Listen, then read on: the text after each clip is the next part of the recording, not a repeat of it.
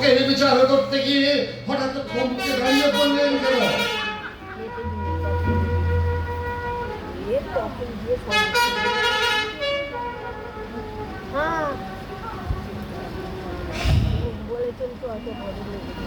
ওর মুখে দেখি আমি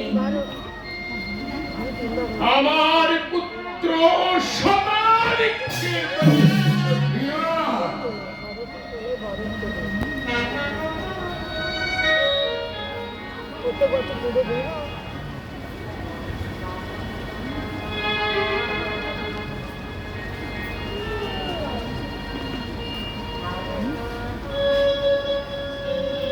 এই প্রকাশ্য রাজসভায় দাঁড়িয়ে ওর বিচারের দায়িত্ব আমি তুলে দিলাম তোমার স্কন্ধে। আমার স্কন্ধে?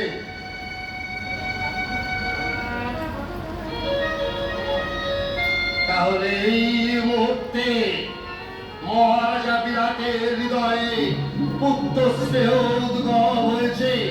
এই যুবককে দেখে মহারাজা বিরাটের কনিষ্ঠ সন্তান সকালের মুখ ভেসে উঠেছে।